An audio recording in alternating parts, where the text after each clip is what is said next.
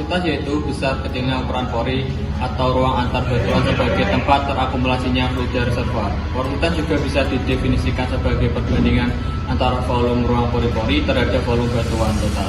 Hal ini dapat ditunjukkan dengan rumusan secara umum sebagai perbandingan volume pori batuan VP dengan volume total batuan VP. Satuan dari porositas adalah persen.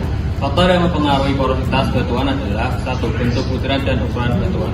Semakin beraturan bentuknya, porositas batuan semakin besar. Sebaliknya, bila tak beraturan porositasnya akan semakin kecil untuk butir batuan heterogen atau tidak seragam. Memiliki ukuran pori yang kecil, sedangkan butir batuan yang seragam homogen relatif memiliki ukuran pori yang lebih besar. Dua, sebaran pengepakan. Ada berbagai macam pengepakan butiran, diantaranya kubik packing, hexagonal packing, rhombohedral packing. Susunan kubik mempunyai porositas paling besar 47,6%. 3. Sementasi batuan. Semakin besar kadar sementasi batuan, semakin kecil harga porositas batuan. 4. Kompaksi. Pengaruh kompaksi yang semakin besar akan memperkecil harga porositas batuan. 5. Lingkungan pengendapan. Dan terakhir 6. Rekahan kartur dan dorongan.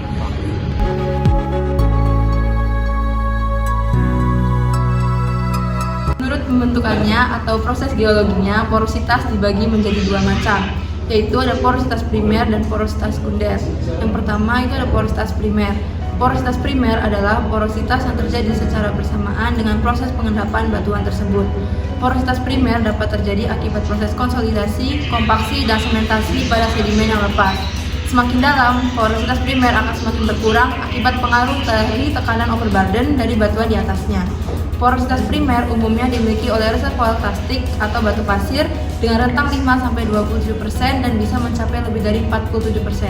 Porositas primer dibagi menjadi dua. Yang pertama ada porositas intergranular, yaitu porositas yang terbentuk di antara batuan sedimen. Yang kedua ada porositas intragranular, yaitu porositas yang lebih umum terdapat di batuan karbonat dibandingkan batuan pasir. Contoh dari porositas primer yaitu meliputi rongga antara butiran pasir dalam batuan sedimen atau pori-pori dalam batuan karbonat yang terbentuk selama pengendapan. Yang kedua itu ada porositas sekunder. Porositas sekunder adalah porositas yang terjadi setelah proses pengendapan batuan yang disebabkan akibat proses pelarutan atau tekanan. Porositas sekunder bisa terjadi saat pelapukan batuan oleh asam, misalnya di limestone, yang menyebabkan naiknya porositas. Sedangkan proses sementasi sekunder batuan akan menyebabkan porositas menurun. Contoh dari porositas sekunder ini yaitu meliputi rongga-rongga yang terbentuk akibat pelarutan batuan gamping oleh air asam atau sistem rekahan yang terbentuk akibat dari tekanan tektonik.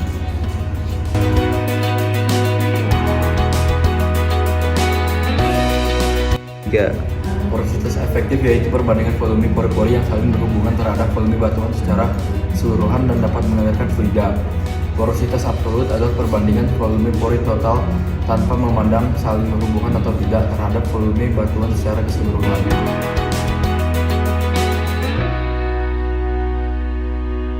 Baik, selanjutnya adalah permeabilitas. Permeabilitas sendiri adalah kemampuan suatu batuan dalam mengalirkan fluida. Permeabilitas sendiri juga ada keterkaitannya dengan porositas. Jika porositas suatu batuan itu besar, maka belum tentu permeabilitas batuan tersebut juga besar. Tapi jika permeabilitas suatu batuan itu besar, maka sudah pasti porositas batuan tersebut juga besar. Mengapa bisa seperti itu?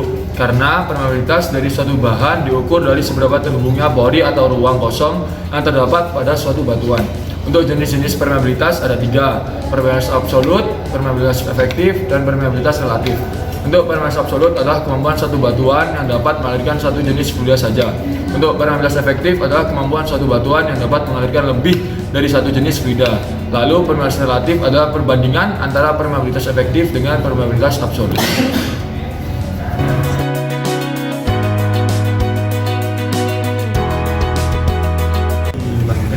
Beberapa faktor yang mempengaruhi permeabilitas sebagai berikut. 1. Porositas batuan. Hubungan antara porositas dan permeabilitas adalah bahwa semakin tinggi porositas suatu batuan, semakin tinggi pula kemungkinan memiliki permeabilitas yang tinggi. Yang kedua, ukuran pori. Ukuran pori dalam batuan memiliki dampak yang signifikan pada permeabilitasnya. Umumnya, semakin besar ukuran pori, semakin tinggi kemungkinan terdapat jalur yang lebih besar untuk fluida mengalir melalui batuan dan karenanya permeabilitasnya cenderung lebih tinggi. Yang ketiga, tekstur batuan. Kekerasan atau kepadatan batuan juga memengaruhi permeabilitasnya. Batuan yang sangat padat atau keras bisa memiliki permeabilitas yang rendah karena sulit untuk fluida untuk menembusnya. Yang keempat, komposisi mineral. Mineral yang padat cenderung menghasilkan struktur batuan yang lebih padat. Batuan yang sangat padat atau keras biasanya memiliki permeabilitas yang lebih rendah karena sulit untuk fluida melewati ruang antar partikel yang sangat kecil. Yang kelima, kelembapan batuan. Kadar air dalam batuan dapat mengubah dimensi pori-pori batuan. Batuan yang kering cenderung memiliki pori-pori yang lebih kecil karena air yang tertahan, sedangkan batuan yang basah memiliki pori-pori yang lebih besar. Hal ini bisa berdampak pada permeabilitas karena pori-pori yang lebih besar dapat meningkatkan aliran fluida. Yang keenam, kondisi tekanan dan suhu. Pada suhu yang lebih tinggi, viskositas cairan cenderung menurun, yang dapat meningkatkan aliran fluida melalui pori-pori atau saluran yang ada di dalam batuan. Namun, ada pengecualian, terutama pada beberapa jenis batuan yang mungkin mengalami kontraksi atau perubahan struktural pada suhu yang ekstrim, yang dapat mempersempit pori-pori dan akhirnya menurunkan permeabilitas. Tekanan juga memiliki dampak yang sangat signifikan terhadap permeabilitas. Peningkatan tekanan bisa menyebabkan pori-pori dalam batuan menjadi lebih tertekan, yang pada gilirannya bisa menyebabkan penurunan ukuran pori atau perubahan struktural.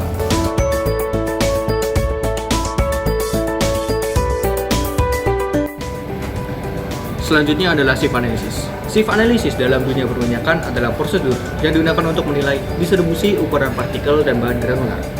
Metode ini umumnya digunakan untuk menyaring material atau partikel berdiameter kurang dari 0,075 mm. Seperti pada percobaan menyaring contoh tanah melalui satu set ayakan. Shift analysis memungkinkan untuk mengetahui distribusi ukuran partikel atau gradasi agregat suatu bahan.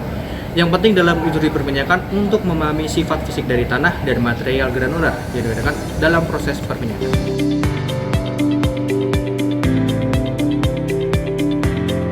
Ada berbagai masalah kepasiran dalam sumur itu diantaranya yang pertama ada shear failure yang merupakan mekanisme terlepasnya butiran pasir akibat dari gaya gesekan fluida. Besarnya gaya gesekan ditentukan oleh viskositas dan laju produksi fluida. Selanjutnya ada tensile failure yang merupakan mekanisme terlepasnya butiran pasir akibat penurunan tekanan pori dalam formasi. Selanjutnya ada cohesive failure yang merupakan mekanisme terlepasnya butiran pasir akibat material-material pengikat atau semen antara butiran yang tidak cukup kuat dalam menahan antar butir pasir. Lalu ada metode. Nah, metode ini umumnya digunakan untuk menanggulangi masalah kepasiran, yaitu penggunaan solid atau screen liner dan gravel packing yang tepat. Jadi tujuan dipasangnya gravel pack itu untuk mencegah produksi pasir dari formasi yang unconsolidated atau weakly cemented. Operasi gravel pack dapat menahan pergerakan pasir namun gagal meningkatkan kapasitas produksi. Fungsi dari screen liner ini untuk menyaring pasir yang masuk ke dalam sumur produksi yang menjaga tekanan di bawah permukaan pada saat pemboran itu. Jadi kesimpulannya, penanggulangan masalah kepasiran itu tergantung dari kondisi sumurnya. Jika masalah kepasiran yang terkandung dalam sumur tersebut halus, maka dianjurkan memakai screen liner.